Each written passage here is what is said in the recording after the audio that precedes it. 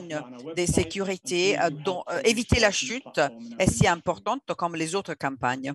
Une chose que je dois souligner, c'est que les trois principales raisons des décès majeurs sont restées les mêmes au cours des 10 dernières années. Vous voyez, 1, 2, 3, ici à l'écran, restent les mêmes.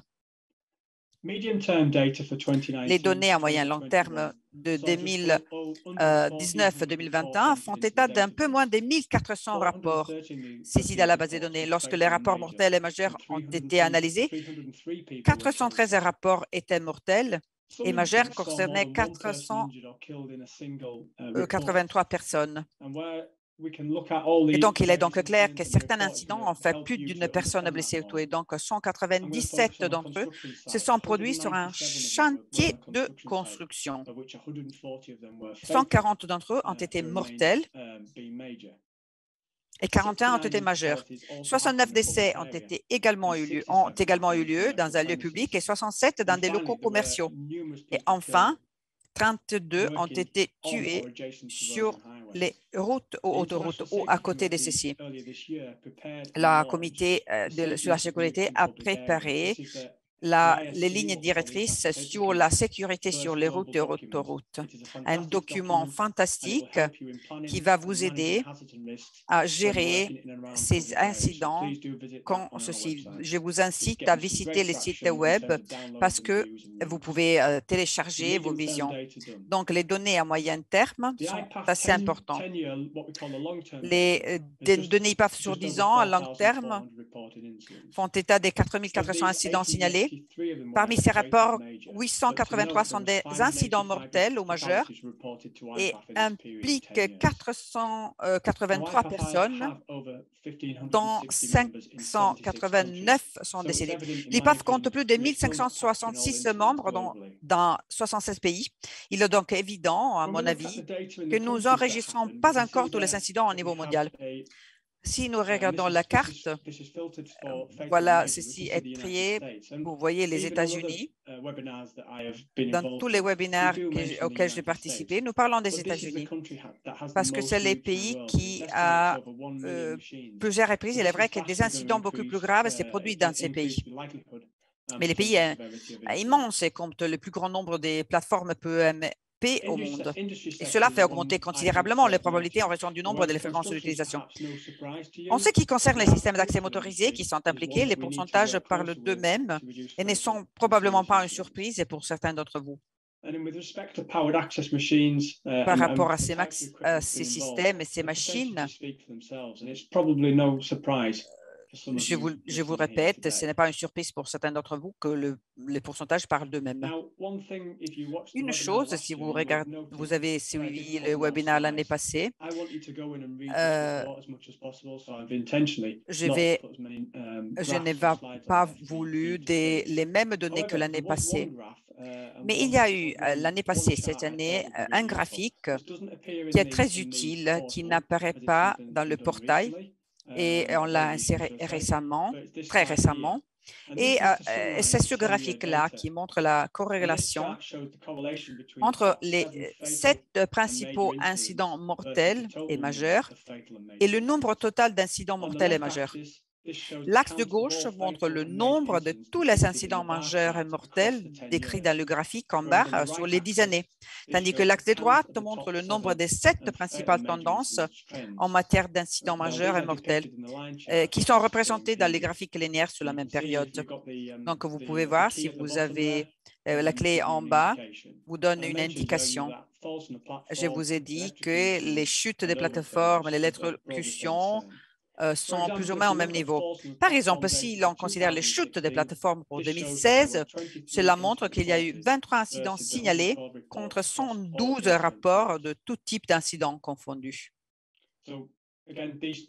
Donc, encore une fois, toutes ces données seront mises à votre disposition après le webinaire.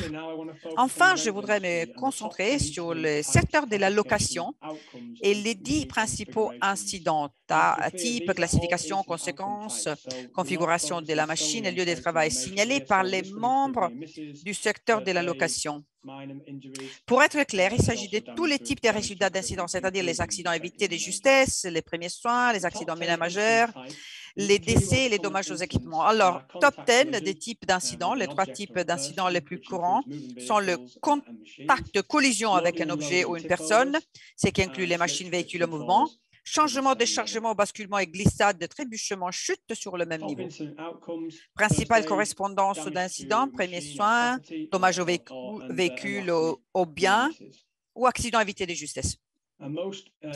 Et la plupart des incidents signalés se produisent pendant le chargement-déchargement, lors de l'entretien ou lorsque l'équipement est en transit vers les sites différents. Je ne vais vous pas montrer ceci, mais la plupart des incidents se produisent dans vos cours, vos ateliers, vos dépôts.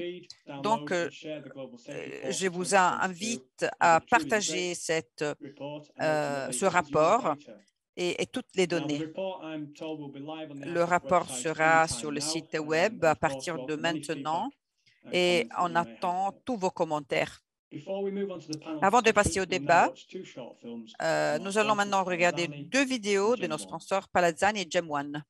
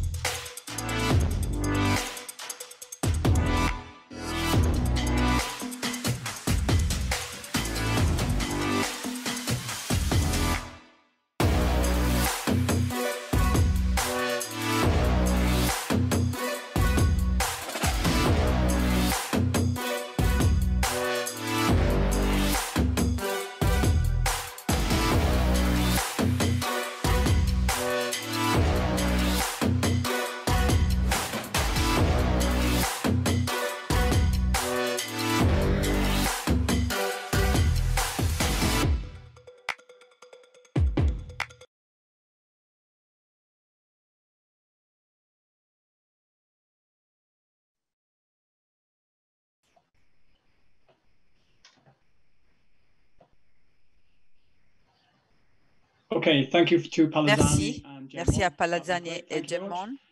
Et maintenant, j'ai le grand plaisir d'accueillir les rapporteurs qui ont attendu avec patience.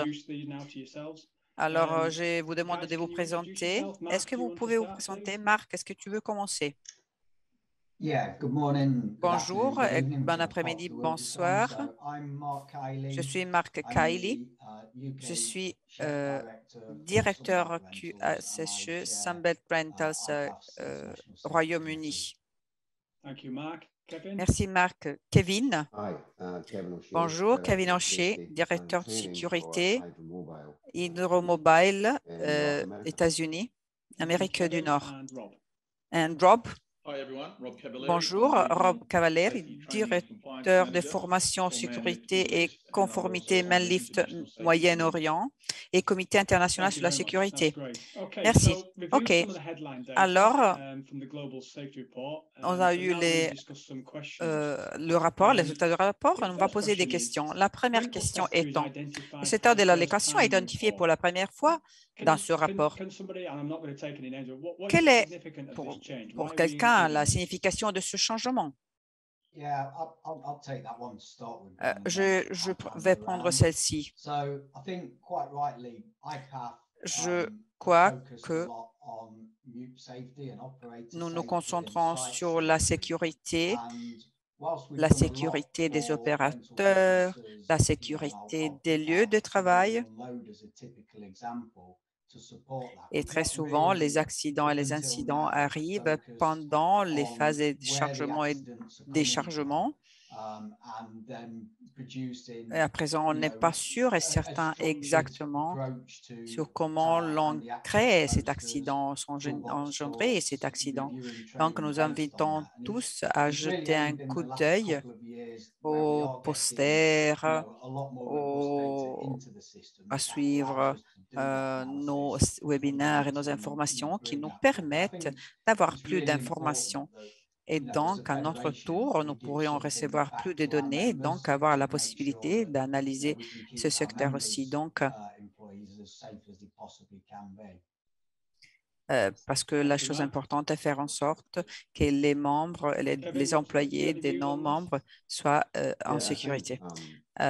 Kevin, les compagnies de location ont une responsabilité énorme par rapport à ceci. Par exemple, rentrer dans le travail, l'identification des systèmes de protection des dangers.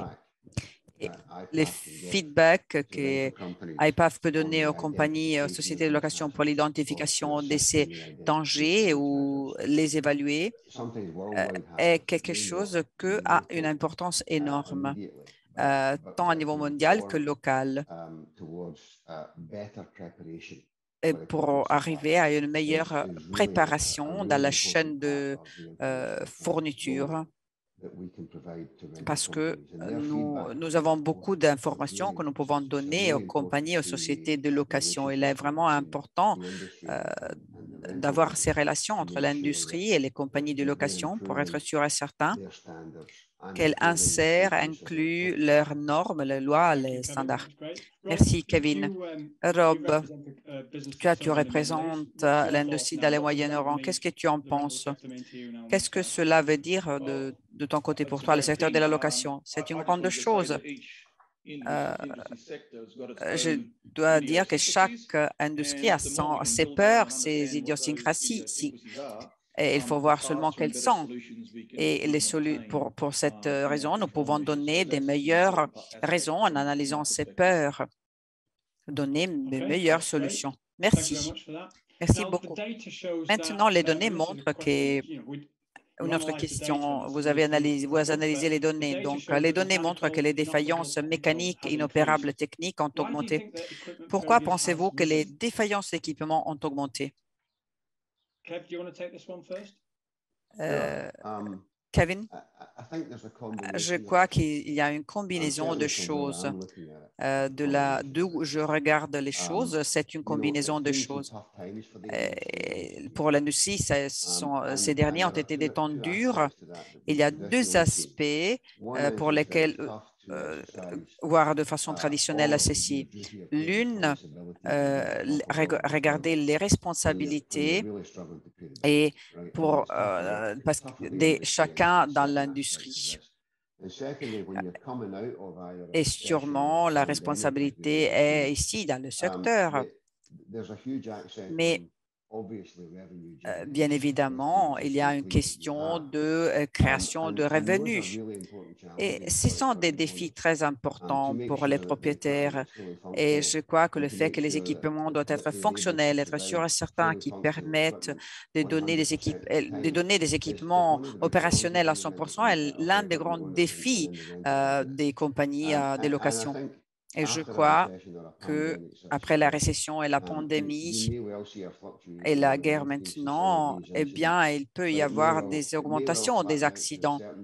Mais l'industrie va devenir plus riche, donc va opérer de façon plus généreuse.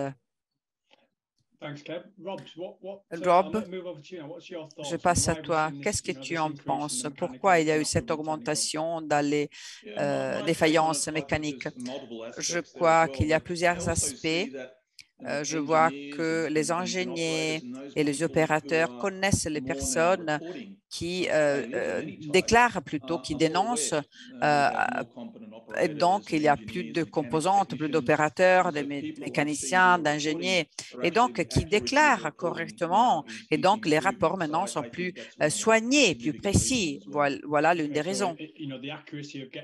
Donc, le fait que les rapports sont soignés et bien détaillé. Oui, tout à fait. Marc, tu as entendu Kevin et Rob. Qu'est-ce que tu en penses? Quel est ton avis? Je crois qu'il s'agit d'un mélange de deux choses. Sûrement, nous savons que les rapports sont moins soignés et les rapports sont meilleurs et peut-être il y a aussi les causes qui existaient dans le passé dans le système ont été éliminées. Donc, je crois qu'il y a des épreuves de ceci. Et je dis que il y a aussi des thèmes relatifs à la pandémie. Les opérateurs et les personnes sur site ont un grand rôle à jouer maintenant. Mon expérience dans le secteur de la location, dans lequel j'ai été pendant 10 ans et 20 ans avant dans le secteur de construction, alors je dis que souvent, c'est la machine, le système erroné, dans l'environnement erroné, avec un entretien qui n'est pas correct et qui donc, tout ceci combiné. Et donc, il est intéressant de voir si ces données en l'analysant, on revient des systèmes à des niveaux normaux. Et peut-être, il est vrai qu'il y a ces déclarations qui sont plus soignées et plus détaillées. Donc, ceci fait diminuer les défaillances à un niveau mécanique et technique. Merci. Pour clarté dans le rapport, dans la définition à la fin du rapport, il y a la définition de qu'est-ce que cela veut dire défaillance inopérable et technique. Alors, je vous ai montré avant, regardez les différentes régions et les différents pays. Et quand pensez-vous que nous en serons à un point où nous pourrons comparer les données d'un pays à un autre? Rob, est-ce que je demande à toi le premier. Il est difficile, il faut être sûr et certain qu'on n'a pas trop de variables et on ne compare pas des valeurs différentes. Par exemple, les dépôts, et il est plus facile de faire des comparaisons entre dépôts ou entre pays parce que ils utilisent les mêmes systèmes. Je suis honnête avec toi, je ne le sais pas. Il faudra sélectionner quels sont les pays qui ont plus de similarités et quelles informations apportent plus de valeur ajoutée. Merci. Kevin, est-ce que tu veux commenter? Merci, je me rallie à ce que Rob vient de dire. C'est vraiment très dur de considérer les différentes cultures, les différents environnements de construction dans les différents pays. Je vous fais un exemple. L'une des choses qui marque vraiment, caractérise les États-Unis, c'est que nous montrons l'incapacité du fait que nous n'utilisons pas des mêmes systèmes pour mesurer. Et donc, quand on va en Europe et on mesure la capacité, eh bien, les systèmes de mesure sont complètement différents. Et donc, les chiffres deviennent différents. Et par exemple, quand il me demande quelque chose et j'ai dit que dans 95% des cas des compagnies de construction en Amérique, la taille de la société de construction est complètement différente. Et donc, les compagnies de construction et les profils de ces compagnies sont différents. Et donc, ces analyses sont très difficiles. Et pour me rallier à ce que Rob a dit, pour chercher des similarités, pays par pays, sera notre travail à faire. Mais je crois que les systèmes de mesurement sont très importants, les systèmes de construction sont très importants quand il faut commencer ces analyses, ces comparaisons. Marc, est-ce que tu veux ajouter quelque chose? En tant que président de la société, non, je ne veux pas répéter ce que les deux autres ont déjà dit, mais il est difficile de comparer des pays par rapport à un autre pays, étant donné la culture, étant donné le système de construction, les personnes dans une entreprise, qui travaillent dans une entreprise, et tout ceci est difficile. Mais ce qu'on peut faire, à comparer un pays par rapport à soi-même, à l'intérieur de son pays, et déjà, on a déjà une mesure pour voir s'il y a eu des améliorations ou non. On a toujours des différences dans les systèmes de déclaration et de rapports. Donc, il sera très difficile de comparer un continent avec un autre ou un pays. Ce que l'on peut faire, et ceci, nous regardons ce que l'ISC fait, c'est nous avons mis en œuvre des niveaux de loi, des règlements qui ont un impact dans la réduction des accidents en introduisant ces règles. Et donc, si nous regardons au Royaume-Uni, dans le temps, voilà les activités qu'il faudra mettre en œuvre. Qu'est-ce que font les personnes et la différence dans le même pays. Et ceci devrait montrer qu'il y a une bonne possibilité de faire la différence dans le nombre d'accidents. Je suis tout à fait d'accord. Alors, nous travaillons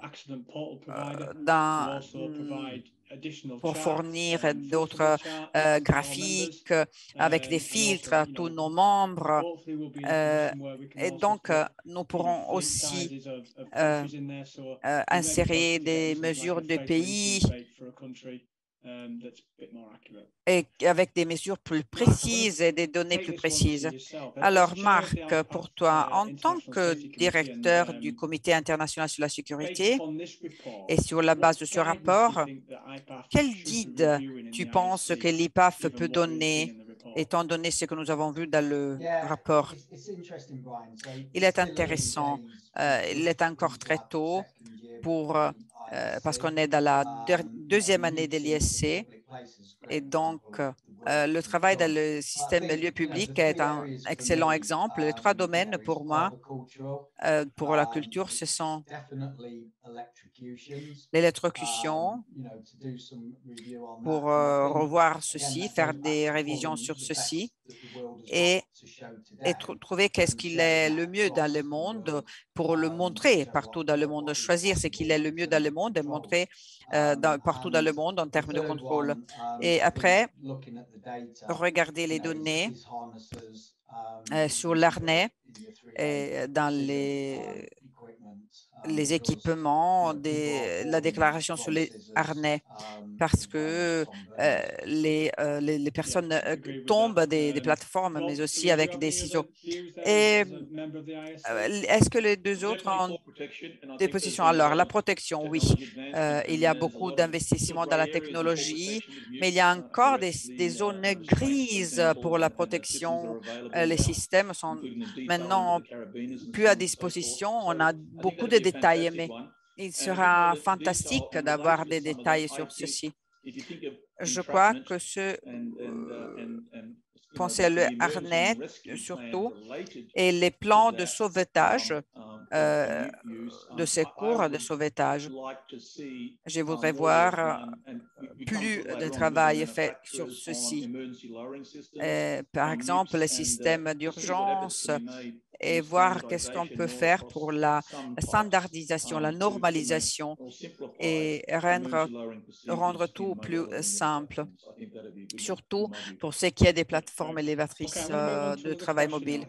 Alors, une autre question, probablement une question qui est déjà insérée, qui est mise en exergue dans le rapport, c'est la deuxième raison pour laquelle les personnes sont blessées de façon majeure. Qu'est-ce qu'on peut faire pour sensibiliser les utilisateurs aux mesures à prendre si une plateforme entre en contact avec une ligne électrique, par exemple?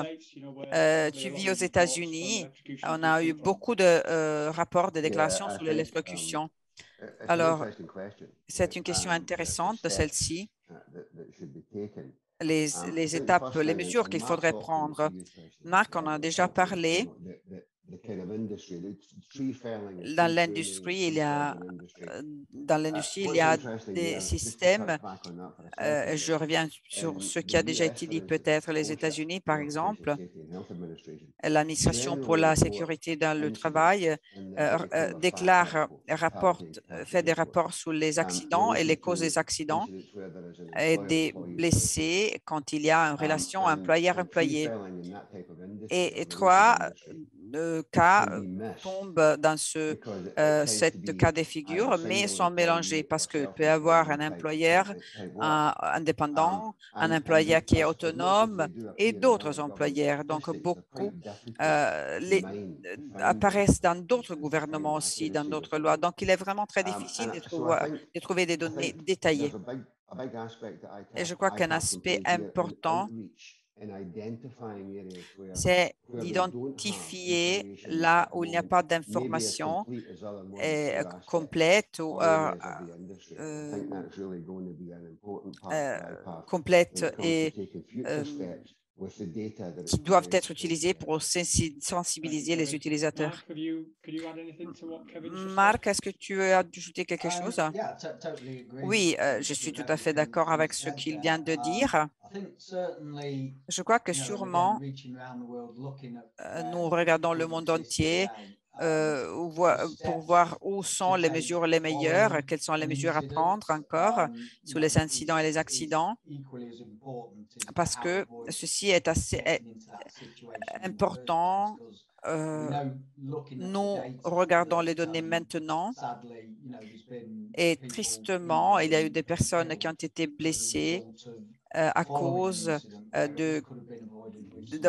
d'être tombées ou parce que cette plateforme était en contact avec une ligne électrique. Donc,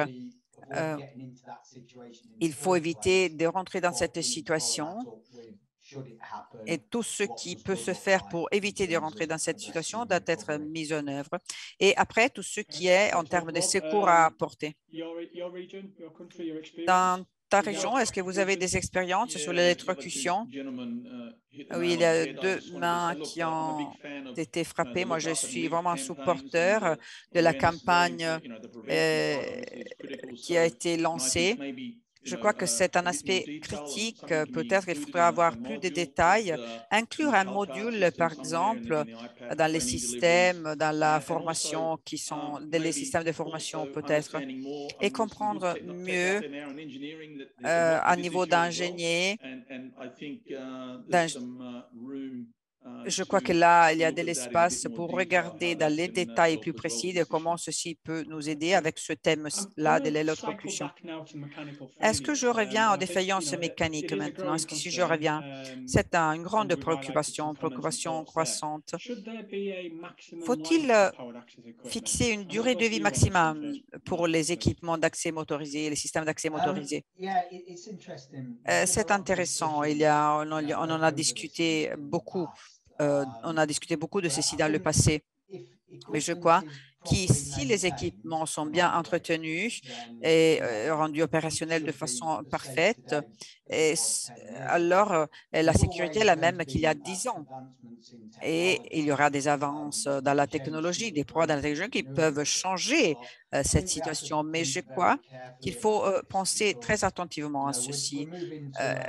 Nous rentrons dans un environnement plus durable et donc, si le business de la location change ses équipements trop rapidement ou les contractants changent leurs machines, les équipements, et l'empreinte carbone, comme vous le savez, sera trop élevée. Donc, d'après moi, il faut avoir un âge maximum parce que, bien évidemment, il faut éliminer quelques équipements, mais aussi il faut contrôler l'environnement où on travaille. Mais il faut entretenir très bien les équipements et les faire utiliser de façon correcte. Et de cette façon, la machine reste en sécurité. Kevin, spécialiste dans une autre industrie.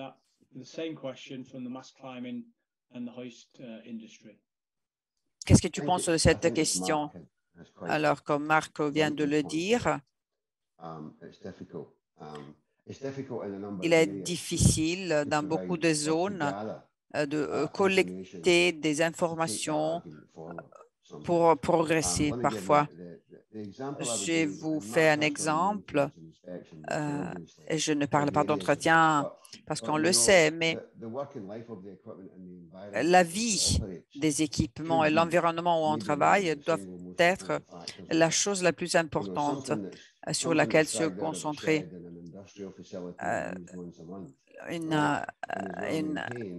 Si un chantier, un site industriel est bien entretenu et on le sait que la situation est beaucoup plus sécurisée. Et donc, je crois que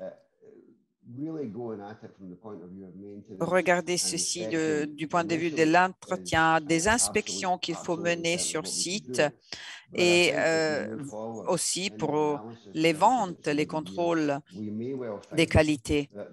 Alors peut-être tout ceci va nous garantir que l'environnement dans lequel on travaille est classifié de sécurisé. Merci. Je vous rappelle que vous pouvez écrire vos questions en utilisant la fonction questions et réponses. Et après, je vais poser directement ces questions à nos rapporteurs. Alors, Rob, je te demande, à ton avis, la culture de la sécurité a changé, a évolué au cours des 10 dernières années. Dans notre région, j'ai vu, ça fait 12 ans que je suis ceci dans ma région. Il y a eu beaucoup d'améliorations et beaucoup plus de transparence, visibilité. Et vous voyez le travail de plaidoyer de l'IPAF sur les gouvernements, les autorités, ont travaillé conjointement avec ces organisations de location ou les sites de construction. Eh bien, tout ceci n'a fait qu'améliorer la culture, qui a changé remarquablement l'adoption des bonnes pratiques sur la sécurité, par exemple, la protection sur les équipements à utiliser, le fait que les ingénieurs doivent être responsables des équipements. Dans ma région, les gouvernements font un travail énorme pour ceci. Et donc, oui, j'ai eu des grands changements, beaucoup encore reste à faire, mais il y a eu des grandes améliorations très, très tangibles. Mais ce sont des efforts que les gouvernements, les sociétés doivent faire conjointement. Merci. Marc, tu as passé 20 ans dans la construction et après tu es passé à cet autre secteur. Quel est ton avis sur ce changement de la culture? Je crois que la culture vient vraiment du haut. Donc, si on a une société, donc quelqu'un qui s'occupe de la sécurité et garder les personnes en sécurité, eh bien, ceci fait guide une culture positive sur la sécurité. Nous mettons en phase toujours avec nos clients et nos clients en général sont excellents pour ce qui est de la culture de la sécurité. Nous devons être sûrs et certains qu'on a cette cohérence, conformité dans toutes les sociétés pour que nous faisons tout ce qui existe pour rester en sécurité, que nous donnons les équipements de sécurité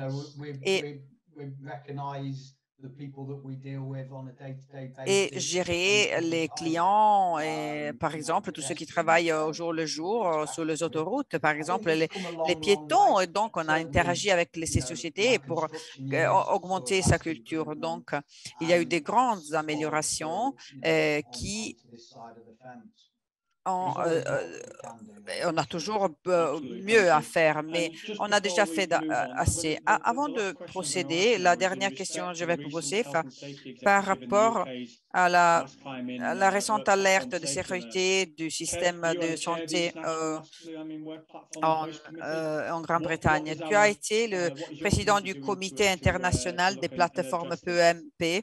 Marc, qu'est-ce que tu peux me dire sur ceci? Eh bien, le comité fait ce que l'IPAF a demandé. Eh bien, nous travaillons avec tous les équipements et les sociétés d'équipement et de location pour identifier sur le marché les données les plus importantes sur la sécurité pour trouver des solutions en tant qu'industrie en général et région aussi. Et nous croyons que la force de l'IPAF nous aide. Vous pouvez essayer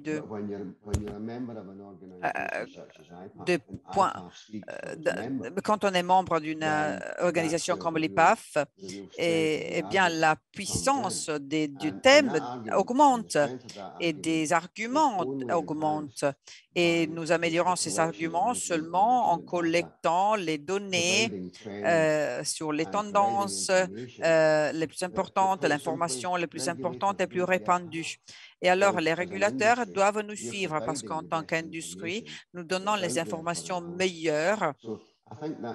Donc, je crois que tout ceci est vital et les résolutions sont quelque chose qui peuvent nous aider dans cette situation.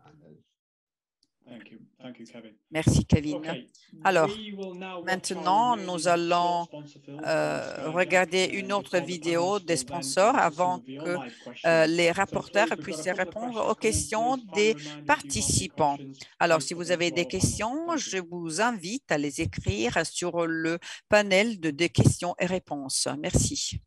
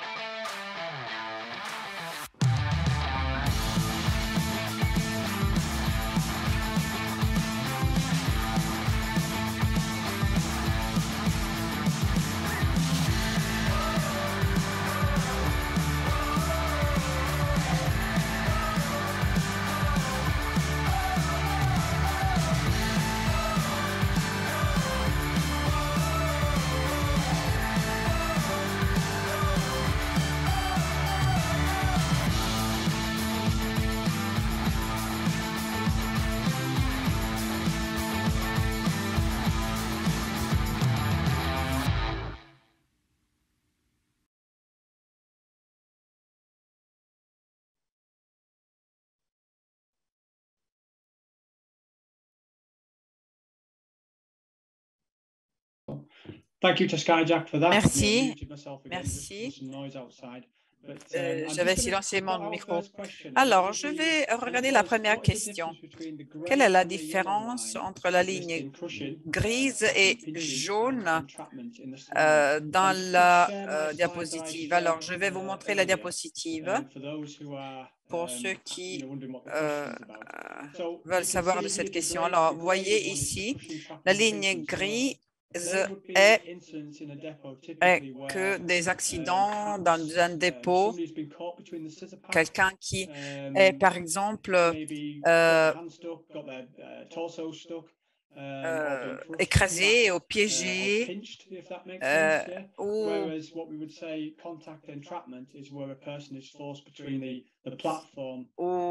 bien pincé, tandis que l'autre veut dire que quelqu'un reste dans la plateforme et l'autre structure. Et donc, est-ce que cette réponse, ça vous va pour cette question? Attendez, j'arrête le partage de l'écran. Jean a dit à quel niveau ce sont les chiffres sur la mort à niveau mondial sont inclusifs? Est-ce que vous pouvez estimer combien de décès ne peuvent pas être déclarés et on n'engage pas, ne voit pas la participation des membres du IPAF? Et alors, je crois que ce que nous pouvons dire, c'est que nous ne le savons pas. Il y a des parties dans le monde où il y a des déclarations excellentes et donc les chiffres sont très soignés. Il y a des parties dans le monde où on a vraiment très peu de données et non précis. Si vous regardez le nombre d'accidents et des décès, on attend à voir un grand nombre d'accidents comparé au nombre de décès. Nous ne le voyons pas dans beaucoup de données à présent dans le monde. Donc, nous ne le savons pas, malheureusement. Nous savons que probablement, il y aura des centaines, des milliers d'incidents dans les rapports. En termes de décès, sera très difficile d'estimer. Kevin, qu'est-ce que tu en penses?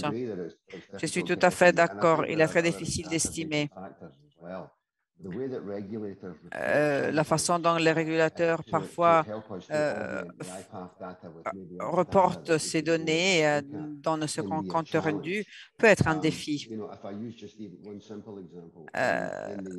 Mais aux États-Unis, il y a des règlements de Nixon, qui datent de Nixon des années 70, qui n'a pas changé beaucoup depuis lors.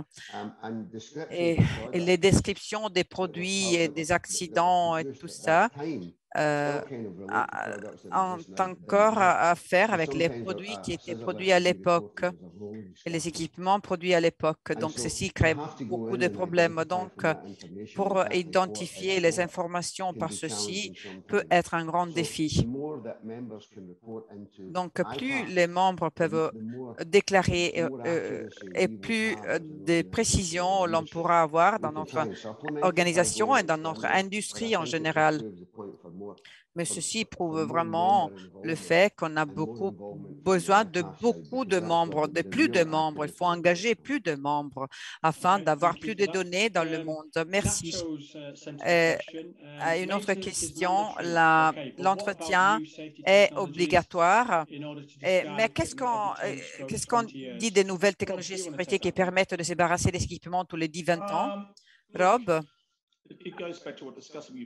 On en a déjà parlé sur la vie des produits, mais on peut changer avec utiliser la technologie. Ceci ne peut pas dire qu'il y a des produits qui datent de 10 ans ne peuvent plus être utilisés, mais il faut suivre des normes, des règles de sécurité. L'entretien est important aussi. Je serais à 50 sur ceci. Peut-être on a un programme de renouvellement de la flotte de 5 à 10 ans, mais cela dépend du pays. Mais je ne suis pas sûr que cela peut aider. Merci. Kev, est-ce que tu as un avis? La question est difficile. Les équipements, le développement sur les équipements sont passés vraiment, en fait, des bons en avant, vraiment. Si je regarde les règlements qui existent dans le monde, les règlements ont insisté beaucoup sur la sécurité des équipements. Aux États-Unis, on dit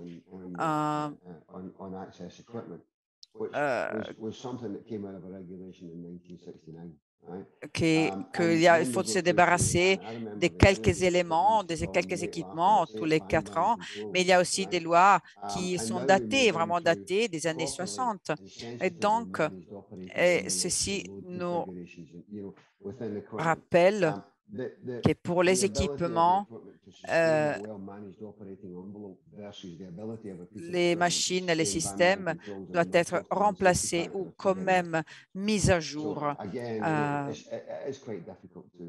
Encore une fois, il est très difficile d'avoir une analyse claire sur cet aspect.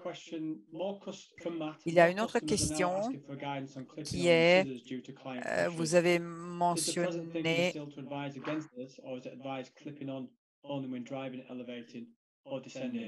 Mark, what's your views on that? Yeah, so this is actually it's a good question, Matt. It's actually on our agenda for the next our next ISC meeting. So le thème we know that people do fall from est dans notre agenda et nous savons que les personnes tombent des machines. Et donc, il faut faire attention à quelle machine est choisie, si la personne est dans la position la plus juste et si on est sur la juste plateforme. Donc,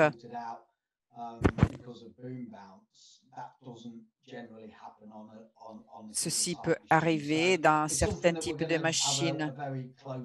Parfois, il faut regarder précisément la machine afin de l'opérer. Merci, Marc.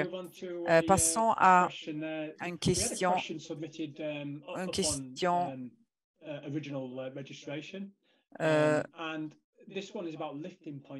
sur les pourquoi on ne fait pas un testing, on ne charge sur les chargements des machines. Qu'est-ce qui veut répondre? Alors, j'essaie de répondre. Les points des points pour soulever, les points de lifting. Eh bien, on en avait déjà parlé. Il dépend de la charge. Nous parlons de tous les understand from the data plate and the operator manual, for example, the weight of the machine, and we're using the approved lifting point and approved tie-down points. Donc, on a des points approuvés sur quelques équipements, comme par exemple les entretiens programmés et planifiés. Merci. Il y a beaucoup de questions encore dans les 25 dernières années, les éléments de soulevage. Est-ce que des plateformes de la perspective du lifting? Alors, je dirais que le nombre, la chose la plus importante qu'il faut faire, c'est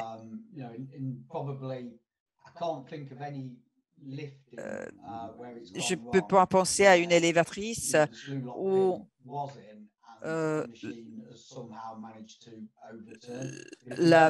c'est le système qui a été renversé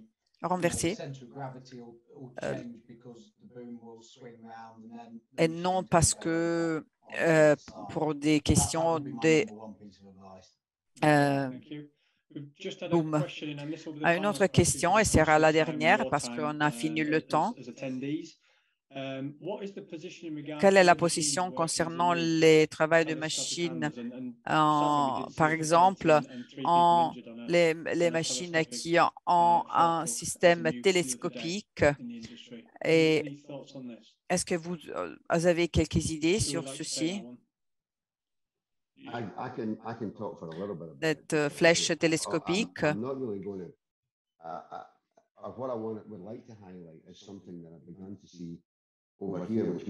Alors, ce qui est, il y a un processus pour lequel il y a un classement à 2 voies pour certifier et classer les grues mobiles, flèches télescopiques. Donc, il y a des grandes préoccupations ici avec toutes les parties de ce processus pour le classement de ces machines, parce qu'une machine est faite pour faire une chose et donc le règlement s'applique à ce système. Mais après, il y a un changement et qui peut être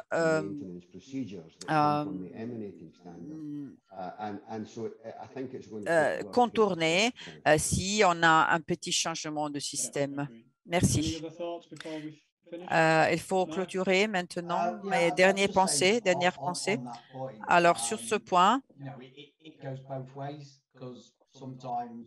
parfois, les personnes utilisent des taliennes avec un panier en éloigné ou un autre système. Donc ici, on parle de l'évaluation de risque et choisir le système et les équipements le meilleur qui s'adapte mieux à l'activité à faire, à mener. Je reconnais que parfois, il y a trop peu d'espace. Pour les systèmes qui n'arrivent pas à être les systèmes choisis ou les systèmes les plus appropriés pour le lieu. Mais il faut bien étudier l'équipement le plus apte à la situation et à le site et au site. Est-ce que tu as d'autres est-ce qu'il y a un autre avis? Non, merci, j'avais déjà répondu. Merci. Alors, nous avons fini notre temps, le temps à notre disposition. J'espère que nous avons couvert tous les points. Et je crois que ceci m'apporte à la conclusion de ce webinaire. J'espère que vous l'avez trouvé utile. Et je remercie Innova, Skyjack, Inspire, Polazani et Gem1 pour avoir être sponsors et parrainer cet webinaire. Je remercie Mark Kelly, Rob Cavaliere et Kevin O'Shea. Et merci à vous tous d'avoir participé à ce webinaire. Toutes les questions auxquelles on n'a pas donné réponse, nous essayerons de vous donner des réponses individuelles. Et donc, je vous souhaite une bonne journée et s'il vous plaît, complétez le sondage final. Et merci et prenez soin de vous. Et merci à toutes et à tous pour la participation.